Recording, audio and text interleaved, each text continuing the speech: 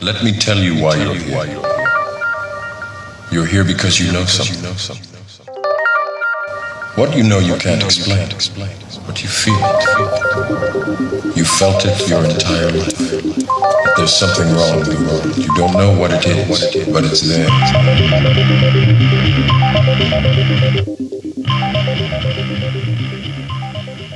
Hello, friends, and welcome to the Seiker Podcast with 6 Sense Media in Service of Change. It's the show that challenges reality, questions at which we've been taught in hopes of inspiring a new direction of thought to bring about change.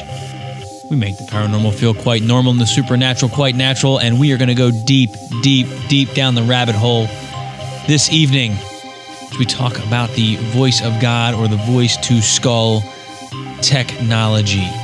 Is there tech out there that can beam thoughts posing as God or some other supernatural being into your mind, influencing your thoughts and ultimately your behavior? I have some resources and some thoughts and some experiences that I want to share on that subject. Before I do that, I want to talk about a very generous review that a reader sent to me and a friend that I connected with through social media. And I'm just flattered by it, and I want to share it with all of you.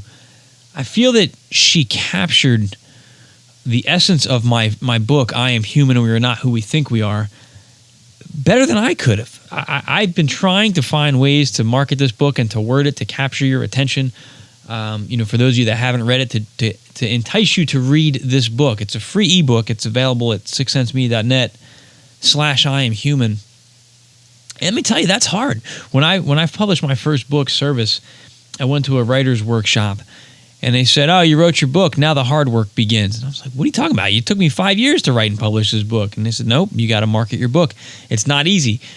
I'm a writer. I have a story to tell. And it's tough then turning around trying to find the right hook and phrase and meme. It's a meme world now to get you to read it. But the way she wrote this, I'm so thankful and appreciative. I want to read it. I'm just so flattered by it that somebody took the time to write this about my work. She wrote, "I Am Human is an honest and deep investigation into the life questions we all encounter.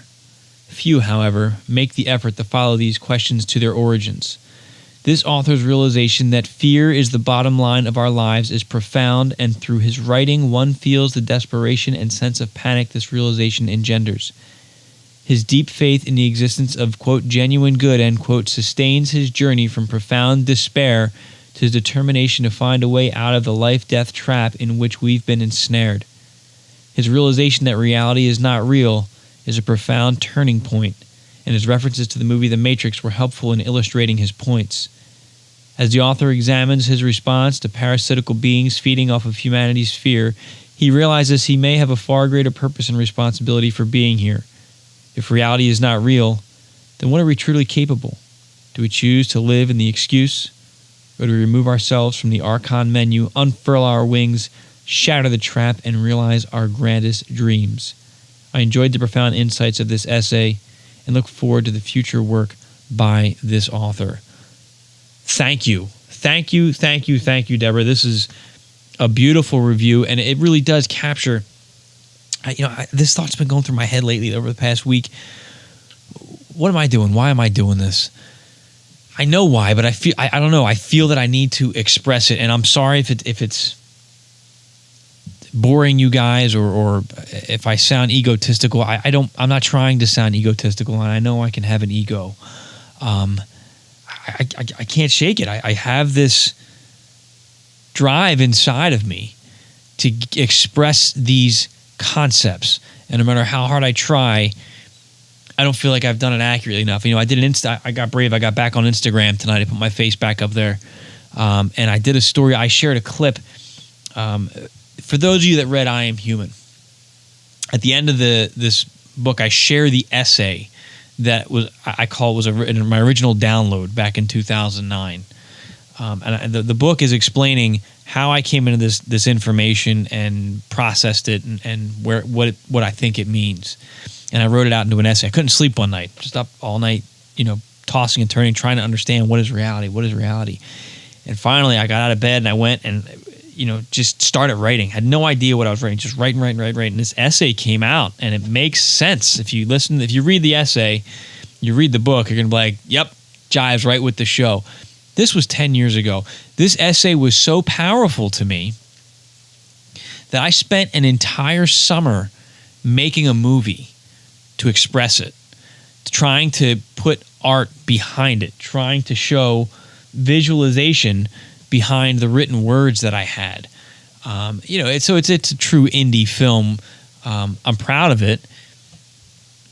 I put a lot of thought and effort into it, but it was just this obsession. I spent every free moment I had filming, and my neighbors must have thought I was nuts for something. I mean, there's one scene I'm standing on my roof pretending to jump off, and they really must have thought I was crazy. And in some sense, I was driven, trying to understand.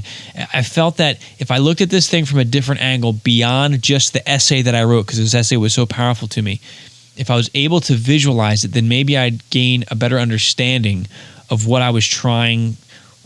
This information I don't think came from me, is my point.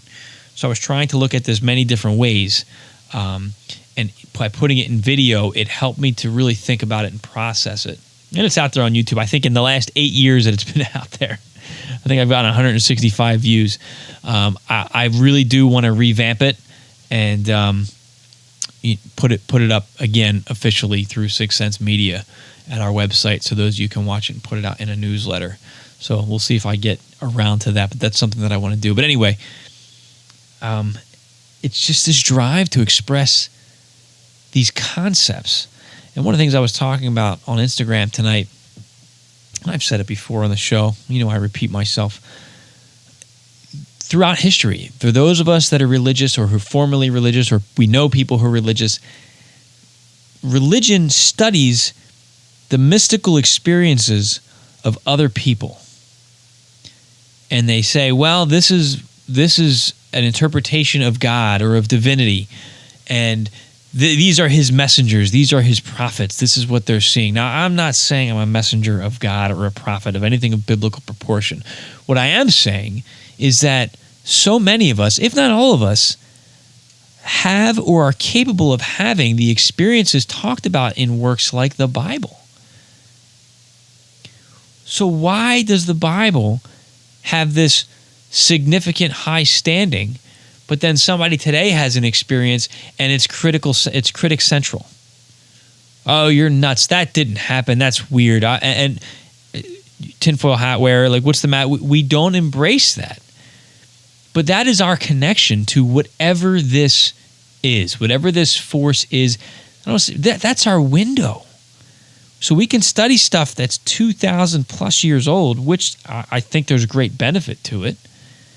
But we should also be including what's happening today. What am I learning and hearing? Now, as I go on to this show talking about Voice of God technology, I'm going to sound very hypocritical. And you'll understand why I feel like I'm so nuts sometimes. Because it's tough trying to discern what you can and what you can't trust in this matrix reality. But I don't know. I feel like I'm dragging on again. I can't express the drive I had. As I made that video, I remember I edited my final scene. I was using Windows Movie Maker. I edited my final scene and my computer froze, and the whole video, now this is probably well over 100 hours in, the whole thing got erased. I was on my thoughts were like, wow, this is an important video. The archons are stepping in. Like, this is what's going through I don't even think I knew about who the archons were back then, but I was thinking of some negative influences coming in here and messing, and it did. It shut everything down.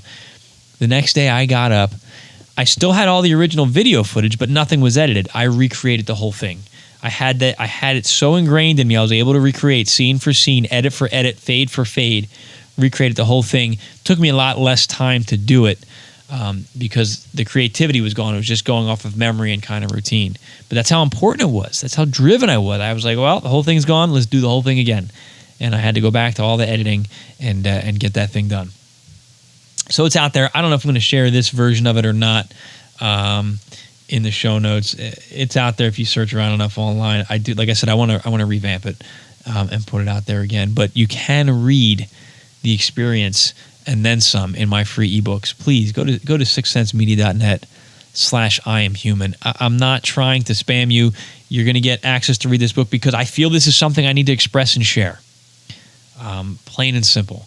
And you'll get a copy of the Seiker newsletter every week from me where we get stuff about the show. I give some commentary. I share some other stuff that's going on through sixthsensemedia.net. That's my objective. I'm not selling your information. I have no desire to sell or share or trade your information. I just want to keep in touch. And with everything that's going on with censorship, if you listen to last week's show, having a subscription to my newsletter, my free newsletter, is probably the safest and best way to stay connected to what I'm doing here if you find this show or Sixth Sense Media valuable. So let's see. Let me look at my handwritten notes, see what else I wanted to talk about tonight. Bear with me for a minute. This week, here we go. This week, just a new lifestyle for me here. And I'm exhausted. I'm not teaching this year. It's different. Let me tell you, it's definitely different. Full-time real estate, full-time parent. So, taking my kids to school in the morning, coming home, doing real estate and picking them up and just I'm loving it. But I'm exhausted. And I realize this is a totally new lifestyle for me. It's something I've been working towards, to being self-employed, to being self-sufficient, ultimately with the goal of being able to do more for the Seiker Podcast, more for my writing. It seems like I'm able to do less of that right now. I don't understand it. But what I realized I had to do is I had to reset. And if you've noticed, I've been very quiet on social media. You guys know the drama that went on over the summer. And even after I do a show, I'll have these great shows, and then I'm barely promoting them right now because I don't feel that I have the energy to do it. And it's such a waste, in my opinion. I should be promoting this content more. I hope that some of you are. Honestly, please help me out. I'm just drained. And this week, one of the things I did, I said, all right, I have to let a lot of things go. I got to get back to zero, and I need to rebuild a stronger foundation. So my office is in my basement. I have a finished basement, my office/studio. And, beyond that, I got glass doors so I can see out into the main, family area, which I have set up for my kids. Well, my oldest is 6, my middle child is 4, my youngest is 1.5 years. Very different age bracket with the 1-year-old and the 4 and the 6-year-old. So my 1-year-old is just running around, tearing everything apart. It's a disaster out there. The energy, the feng shui is terrible down here. So I didn't even want to be down here most of the summer because it's not conducive for my kids. It's just stressful. So, but at the same time, I'm like, I got to do my show. I got to edit my book. I got real estate calls I got to make. I got to take care of my kids. On and on and on and on. I have a dozen things. I'm trying to, improve remote viewing skills. I'm trying to work on my hands-on healing course, real estate courses. Like all this stuff is going through my head. And I can't do it because I'm focused on everything. So I'm doing everything half-ass. So I stopped everything except the bare essentials, which is getting the podcast done every week. That's a priority for me. Taking care of my kids, and obviously doing real estate because that's how I get paid. And this week I decided I'm going to get back to zero, and I'm going to create better systems. So the first thing I did was I stayed up one night and completely reorganized the basement. I rearranged the furniture. It's got a better flow to it. I placed my kids' toys in a fashion where my youngest can access toys that are for her. The stuff that's a little bit dangerous for her is out of the way. It flowed. The next day, I had such a productive day. I felt really good. My daughter was happier playing down here. My other two were great when they were down here.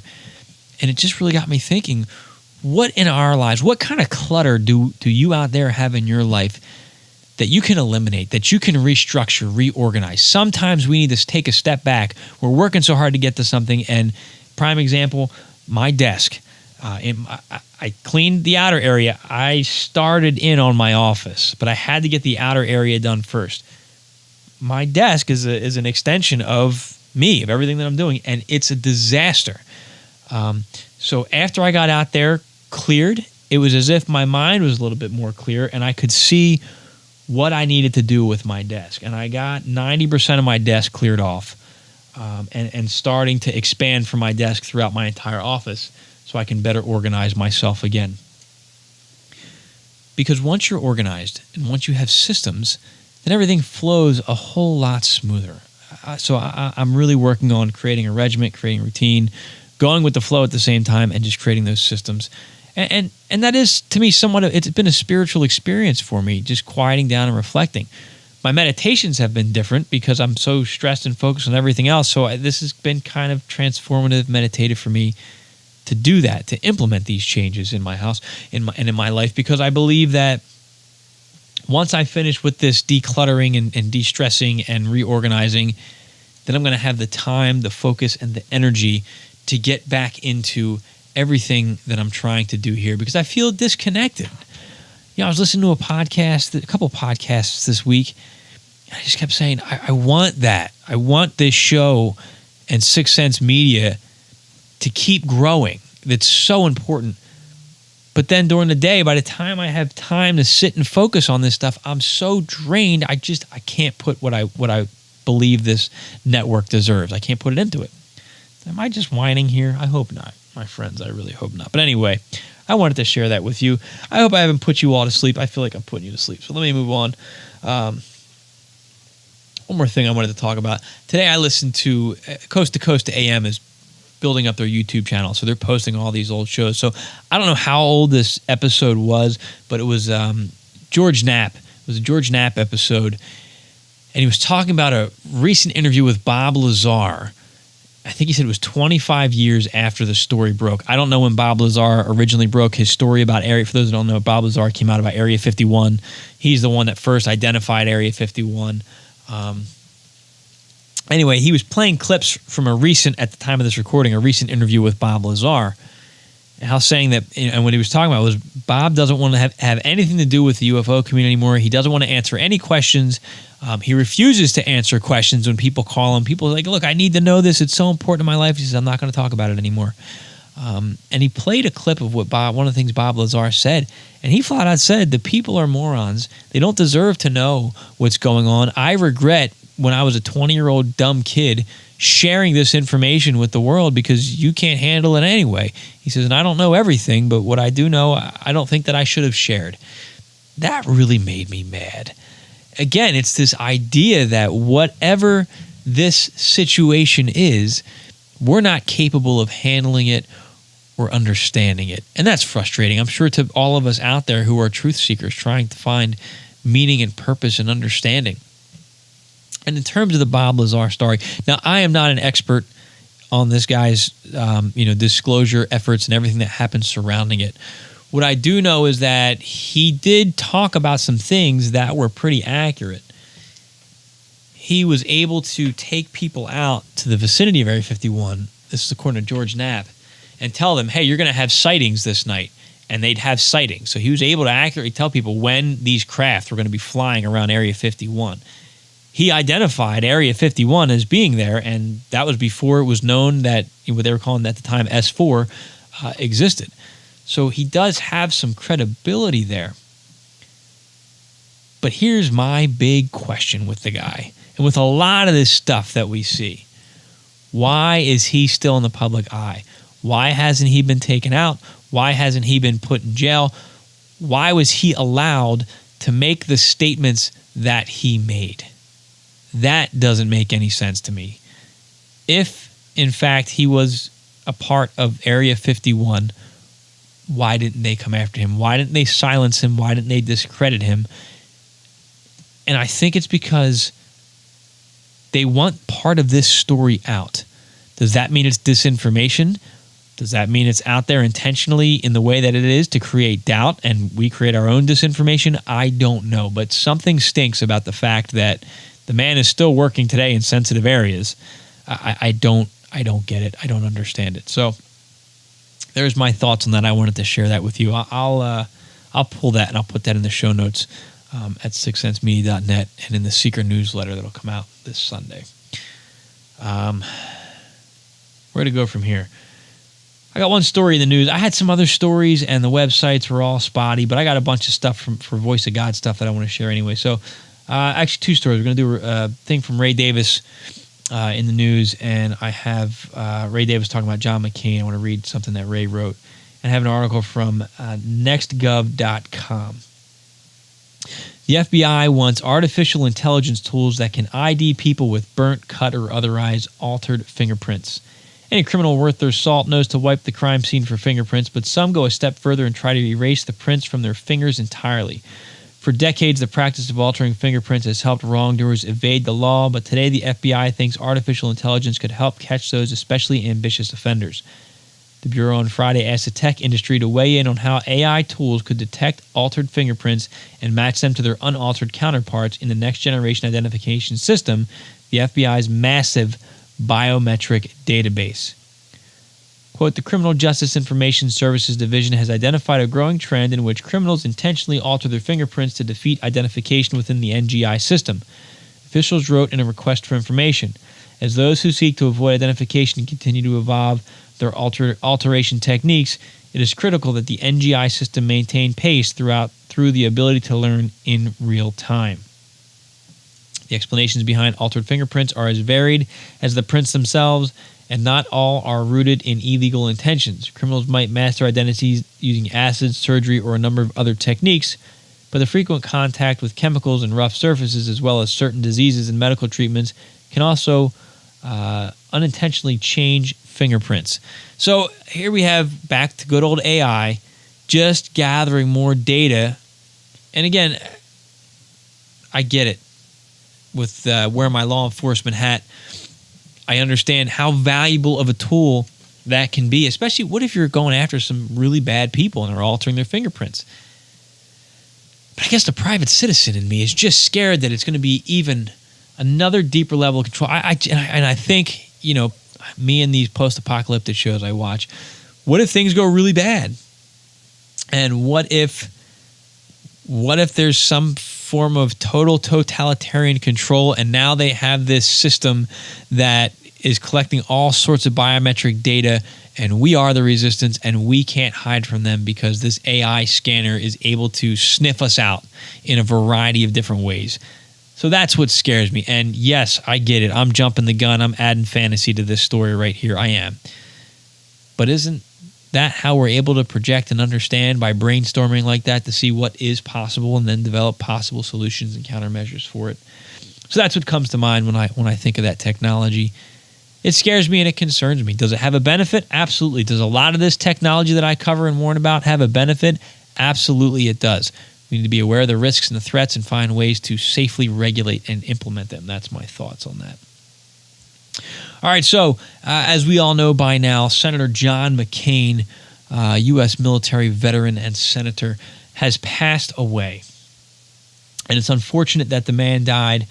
There's been mixed feelings and expressions I've been seeing on social media about him.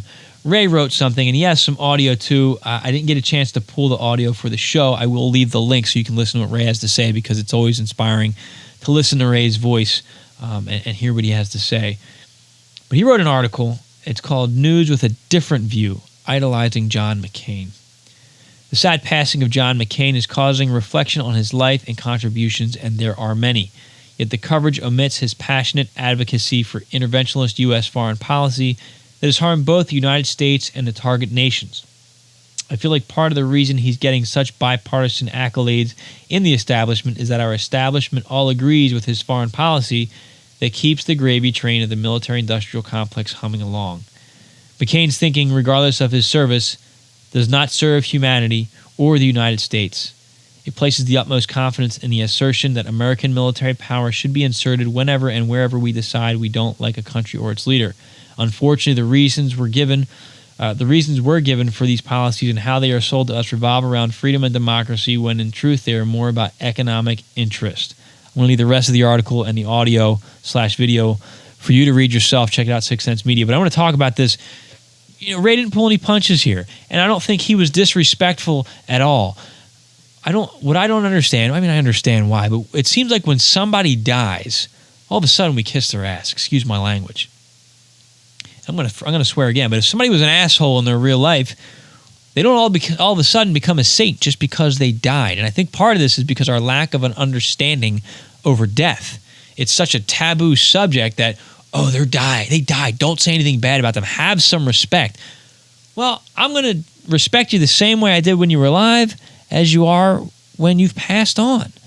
And I do have respect for Senator McCain for his service to the United States military and for his attempt to serve the United States government. But I agree with Ray that his push for war and regime change and all of that negative, fearful stuff was not good. And there's no shame in saying that. It's no disrespect to the man's life, the fact that he's passed on now, in acknowledging that. Now, you get the mainstream media and you say that, and you happen to be some kind of a celebrity. Oh, my gosh, you disrespected Senator McCain. No, I called it like it was. Here's what he did when he was alive. Was it honorable? If you're religious, your belief could be that when he dies, he's going to be judged. Just because you die, depending on your religious beliefs, doesn't mean you get to go to the place with the big white pearly gates. That's not my belief system anyway, but I'm using it as an accurate metaphor. So call it like you see it. Let's learn from the man's mistakes, the policies that failed, the policies that keep us in this cycle of war, and do something better. So I appreciate that about Ray and putting that out there. Take a look at it. If you disagree with me, please let me know. Send me an email, send me a message, hit us up on Facebook. Let's have a healthy dialogue. That's freedom. As Ray was saying 2 weeks ago, the best protection for free speech is more free speech. If you disagree with Ray or I, let us know politely. We can still have a polite conversation about it, but let us know. All right, I think that's it for now. I want to move on to this voice of God technology. Now, Ray and I alluded to this a couple weeks ago. I know I've mentioned it when we first started breaking the disclosure story through To the Stars and Tom DeLonge and WikiLeaks and all that stuff about a year and a half ago now. I went back into the old Bill Cooper stuff, and he was talking about Project Bluebeam. And I know I sound like a broken record, but a lot of times I do this show, I'm piecing things together as the show's going on. Like, I'll have a rough outline of what I want to cover on the show. It's weird. And then once I start talking, I just start making connections. Whether they're correct or not, I don't know, but that's just where my mind goes. So I start bringing stuff back. But the Bill Cooper he was talking about, and there's a strong conspiracy theory out there, and I can't remember who it is that said it. Maybe one of the Rothschilds, I don't remember. But they talked about, and I know David Icke's covered this statement here. I can't remember who it was that said it. They talked about the evolution of the fear they're going to impose on the people of the world in order to get us to slowly give up our freedoms and bring about a one-world government. I know when you start saying that, it's Illuminati, it's tinfoil hat, it's conspiracy theory. I know you want to shut it down, right? But this is the quote, and we're seeing it come to fruition. And they said we're going to move, you're going to start seeing terrorism and this war on terror. And then you're going to see that's not going to work anymore. So you're going to see a threat from space. They're talking about like meteors and asteroids coming in. And we've started to see some of those near-Earth misses. They haven't played it up in the media as much yet. It could come, it could not, I don't know. But, and it said eventually it's going to be an extraterrestrial threat to unite humanity. And we've talked about this in the past few weeks. And then it's going to say, hey, these aliens are coming here and we need to restrict your freedom. And I said, how's that could tie into Agenda 21. A couple weeks ago, I did a really good analysis talking about, just how they're coming down and they're going to tell us these areas are unsafe. So you now need to move to this FEMA camp to protect, so we can protect you and all this stuff. Anyway, that was the line of progression. Now, Bill Cooper focused on that last piece. He said they're going to stage an alien invasion using holographic technology. Now, we've seen this. In music concerts and light shows now, you see the deceased get up on stage and perform. Well, how's that possible? Well, it's a computer program. It's a hologram. It's a holographic representation of digital information, basically, of Elvis Presley or Tupac Shakur. We've seen it 1,000 times now. It's commonplace. We're going to start seeing it soon, I think, in advertising. In mall spaces, you're going to see these holograms as the technology becomes more affordable.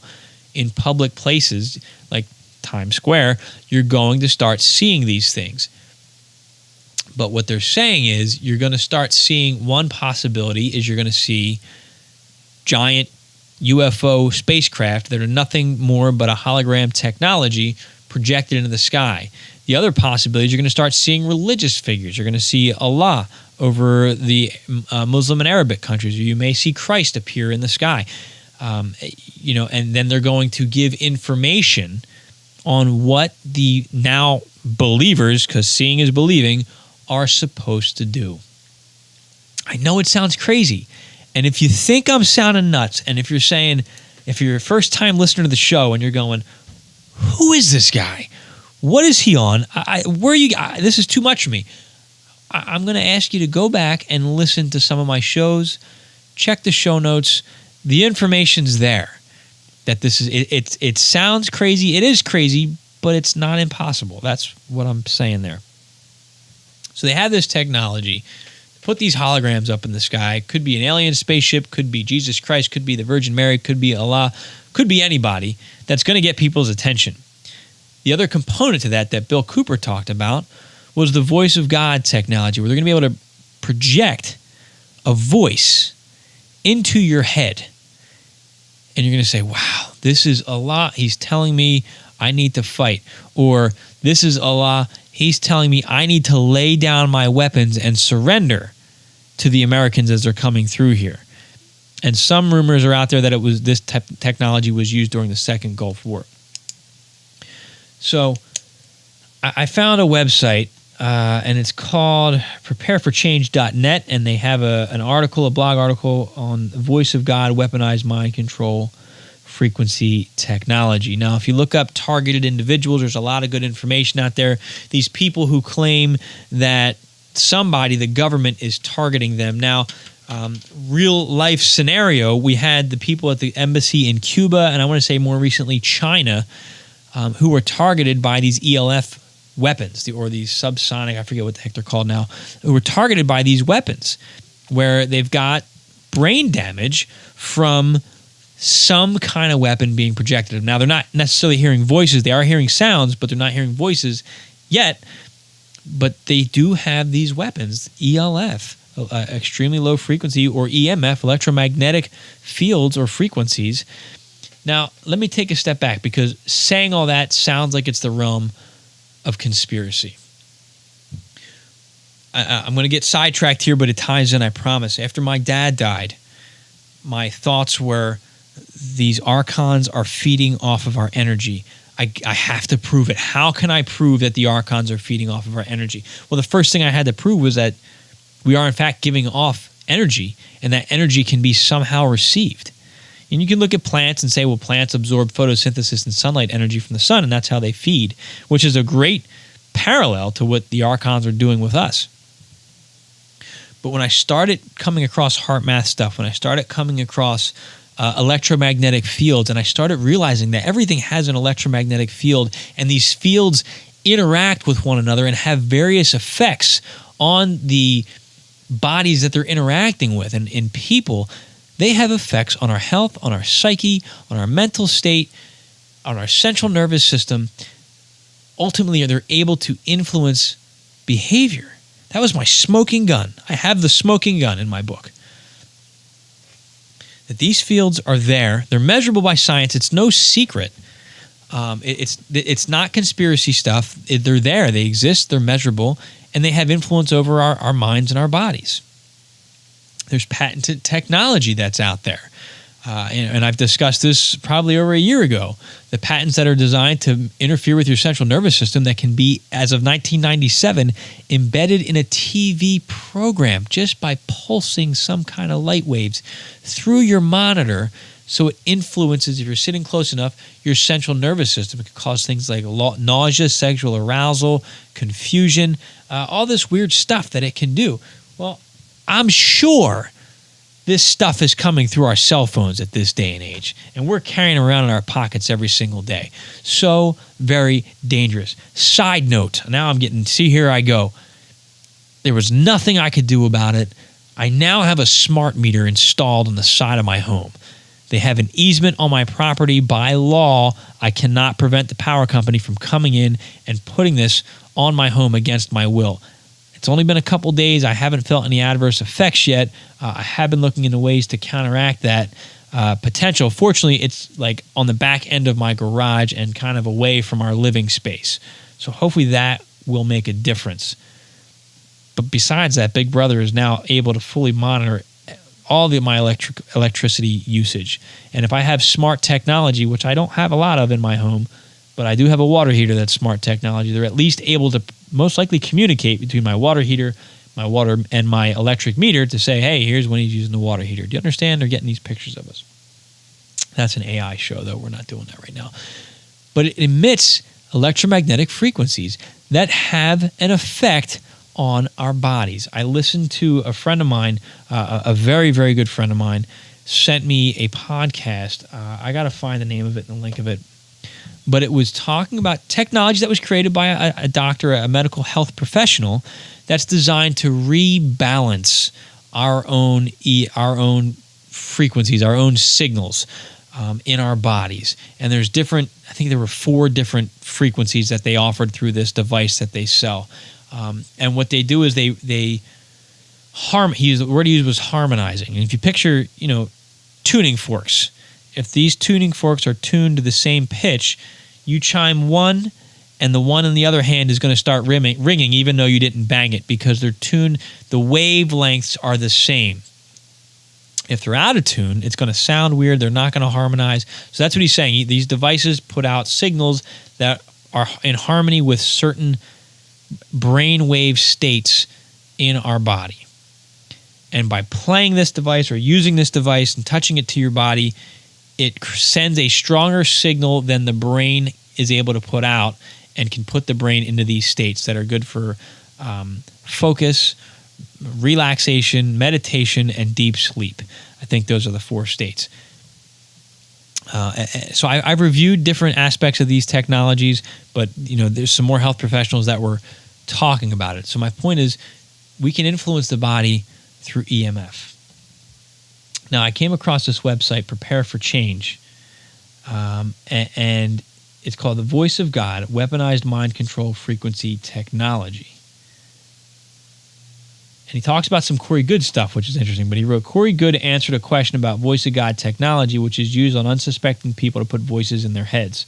A quick search for this technology does appear online in a few sources and is even mentioned on some mainstream media websites. Further research points to different names for this suppressed military technology.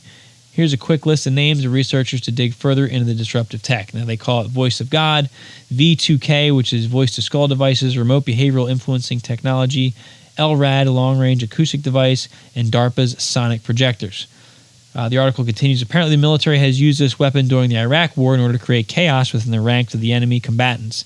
Here's an excerpt from the strategy page report on the use of LRAD, aka the Voice of God. It appears that some of the troops in Iraq are using spoken as opposed to screeching LRAD to mess with enemy fighters. Islamic terrorists tend to be superstitious and, of course, very religious. LRAD can put the word of God into their heads. If God, in the form of a voice that you can only hear, tells you to surrender or run away, what are you going to do? So that's what this technology is talking about. It can put that voice in your head. And this, I want to come back to something when I was a kid. If you've never had a mystical experience, if you've never had a supernatural or paranormal experience, it's scary. It's surprising. It feels very unnatural. When I was younger, I used to feel that presence around me. I used to think if I'd walk in a room and say, oh, there's a ghost here. And immediately I'd say, it's evil.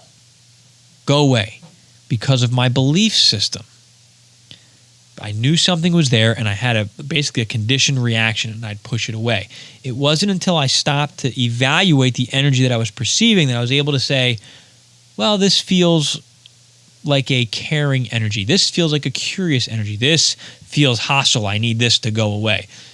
But I was potentially pushing away forces that were beneficial to me or helpful to me or in need of my help just because of the conditioning that I had.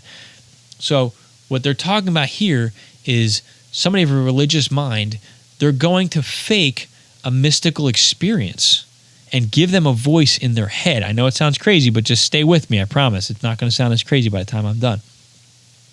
And that voice is going to coincide with their belief system. And what that's going to tell them is to do X, Y, Z. So you finally hear God talk to you, undeniably hearing it. What are you going to do?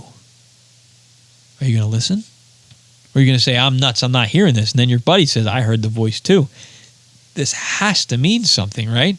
Now, let's tie in the AI piece. Let's tie in the metadata piece. Everybody's on social media. Do you think that they have algorithms out there that can identify what your specific belief system is right now? And they can then use this technology with all the metadata they've gathered on you to tell you exactly what you need to hear, to scare you, to motivate you, to inspire you. Do you think that's a possibility? I think that it is. The article continues. Another interesting find shows the United States Army did have an old dedicated web page that talked about the technology, but pulled down the page as soon as researchers got hold of the information and started to share it. I know I shared this a while ago, but it's a diagram that shows how this technology works and influences the brain. Here's what I want you to listen to. The article goes on, there is even a company called Holosonics that sells a very similar technology for marketing purposes called Audio Spotlight. Here's a commercial company called LRAD Corp that sells products called long-range acoustic devices. All right, so let's look at Audio Spotlight. They linked to their website. It's called holosonics.com. Add sound and preserve the quiet. I'm reading right from the website. The Audio Spotlight private sound technology creates a tight, narrow beam of sound that can be controlled with the same precision as light. Aim the speaker at your desired listening area to keep sound focused specifically to your listeners and quiet everywhere else. And then it goes in, the highlights of this, the question and answers. What makes a sound source directional? Ultrasound as a sound source. Sound is literally made from thin air. It goes on talking about this technology through this company that they're selling. Now, here's another article linked from that original article I was talking about. It's from cnet.com. The article is titled, I Hear Voices. Could highly directional sound advertising be the next big thing? Update. An earlier version of this blog incorrectly described the technology used in an advertisement for A&E's TV show Paranormal State. The technology developed by the Holosonic Research Lab uses a beam of ultrasound as a virtual source, which changes in audible sound as it travels through the air. Please read the technology inventor's F.J. Pompey's comment or visit the Holosonic Research Lab site to learn more. The folks who heard the ad for A&E's TV show Paranormal State emitted from a billboard in New York City's Greenwich Village must have thought it was pretty weird. As they walked into the targeted area, they were exposed to highly focused sound. One big advantage of technology is that it doesn't contribute to ambient noise pollution.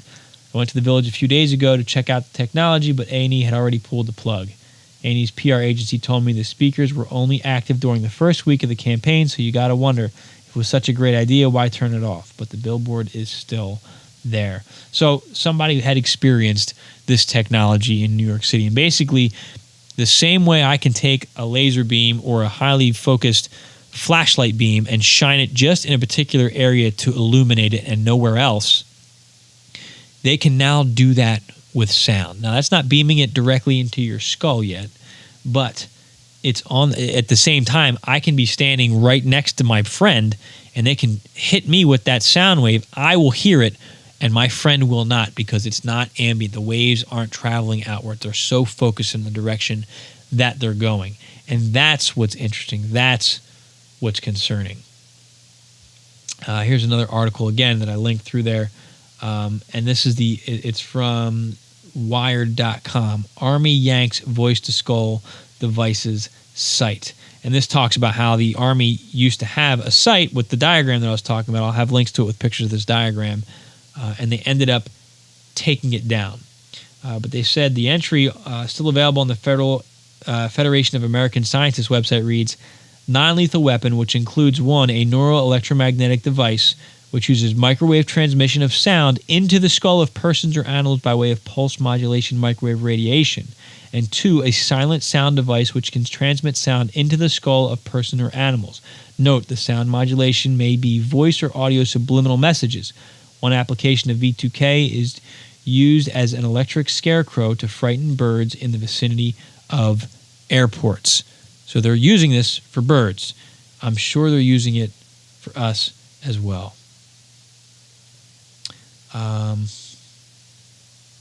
That's been taken down. I'll have the link so you can follow the breadcrumbs as far as you can. I want to go back to that original article from prepareforchange.net. They have a quote from something that Corey Goods said. Corey Goods' response about the Voice of God technology. The question was, can you tell us more about this technology called the Voice of God, where people hear voices in their head? Corey Goods responds, yes, this technology uses binaural interface, methods that have evolved over the decades since it was developed. The older LF/ELF frequency VOG devices could focus on an individual in a crowd, but after a certain range, the blooming effect caused a loss in its desired effect. The more recent technology can now focus on an individual from a drone aircraft or even a low Earth orbit. Depending on the model and settings, it can be used to maintain point-to-point communications with operatives in the field, cause an unsuspecting person to hear voices through vibrations in their skull and brain matter, or even download audio, olfactory, and visual data directly to their neurological systems.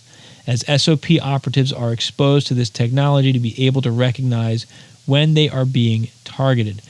There's, I'll just keep going. The people that create the data or reality constructs that are downloaded are called programmers. This VOG technology is heavily used on people who channel as well as targeted individuals. It can produce hallucinations that are incredibly realistic.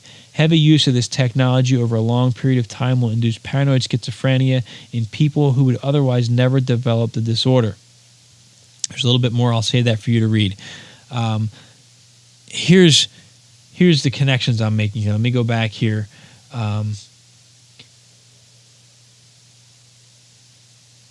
As SOP operatives are exposed to this technology to be able to recognize when they're being targeted. It's going right into your brain matter.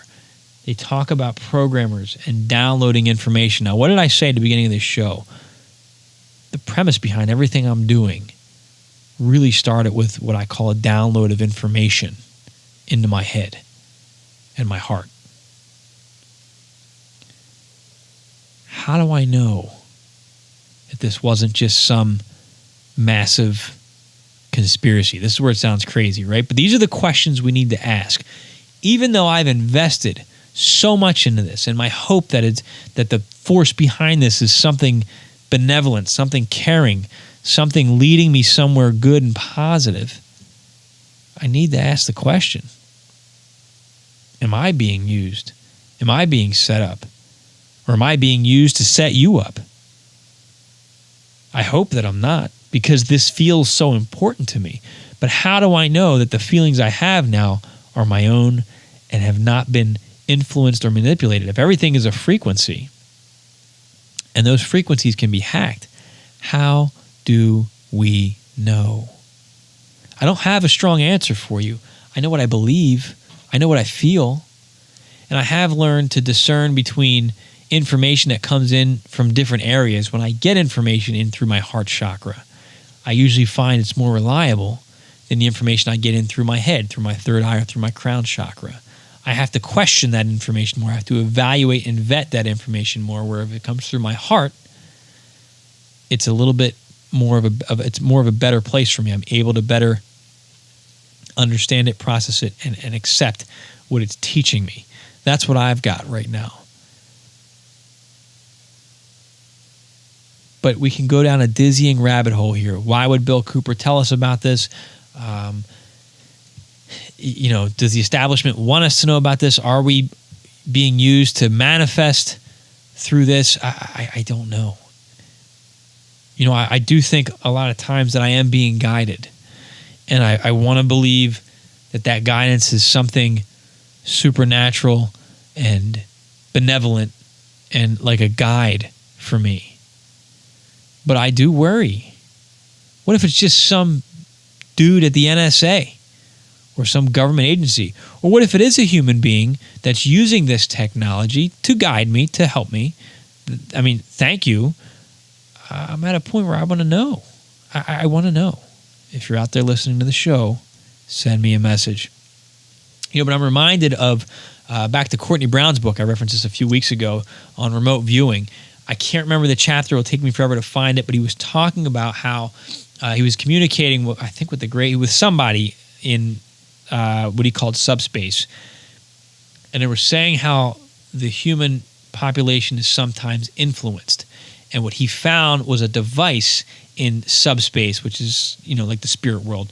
But this device in subspace that was a transmitter. And it was certain people were receptive to different ideas that it was putting out there. And I think he mentioned some of the writers of Star Trek are receiving signals from this. Some of these geniuses like Nikola Tesla, who create these crazy inventions, are receiving these downloads based on, I guess, whatever frequency they are. Like I said, things need to harmonize for whatever reason. And that's one way to lead a population to knowledge, to evolution, to the slaughter, whatever. So I wonder, am I a targeted individual, not in necessarily the harassment way, but what I'm claiming as some of my own ideas and concepts, I can't say for sure are my own because, I don't think everything's my own. It's coming from somewhere else. So is there a device out there that just happens to harmonize with my particular frequency and it's feeding me this information? I think that's highly possible. My hope is that there is some benevolent, caring spirit guide out there that is working with me. My fear is that it's some kind of tech that's being used to manipulate me, and in turn, I'm being used to manipulate you. So, full disclosure there. I don't know. I'd love to hear your thoughts on it. If you're the one behind the device or the voice, get in touch. Let me know. I'm fried, my friends. Hope I didn't hurt your head as much as I hurt my own on this one. But I need to turn in. It's been a long week. I want to say thank you for listening to the show. Please make sure you check out sixcentsmedia.net. Check it out regularly. Ray Davis has a lot of great stuff. Check out his affirmations. Check out his book, Anunnaki Awakening. I want to invite you to read my book, Service: A Soldier's Journey, Counterintelligence, Law Enforcement, and the Violence of Urban Education. It dives deep into some of the challenges we are facing today, ranging from law enforcement, military trauma, and the corruption of the American system of education. It's a great read, and your purchase supports what we're doing here. And don't forget, sign up for your free ebook, sixcentsmedia.net/I-am-human. And you get to read I Am Human, We Are Not Who We Think We Are. You heard the glowing review written by Deborah at the beginning of this show. I would really appreciate the support. Please continue to like, comment, and share. We're a low-budget operation, my friends, and that's the best way to get the word out. The show is growing thanks to your support. Please, I need your help in helping to get. If you find this information valuable, I'm asking you, if you're uncomfortable putting it out there publicly, send it in an email. Forward, if you get the newsletter, forward the newsletter. That's okay with me if you do that. Forward it to somebody and tell them you need to sign up for this newsletter. You need to listen to this podcast. If you listen to the podcast, if you're listening on SoundCloud, hit the like button or hit the love button, whatever it is, hit the heart. If you listen on iTunes, write a review for me, please. It would really help me out. If you've read any of my books, if you've read Ray's books, take the time, write a review. All that stuff helps. I can't, like these big companies out there, I can't afford to pay for all this marketing and reviews. I know you don't hear me complaining about that, but that's where I'm at right now. I'm asking for help. It takes a few minutes. I'm asking you. These are things you can do to support the show. If you really believe in what we're doing, until we can get to the next step, the next phase, these little things help in very big ways. If you think that this is the future, please help me out. All right. Thank you, my friends. Thank you for listening to that little commercial there, me begging you to help me out. I'm out of time. I'm Dennis Nappy II. This has been another episode of the Seiker Podcast, where small changes among the masses can have a massive impact around the world. I encourage you to be that change. Never stop questioning. Keep open mind. Thank you.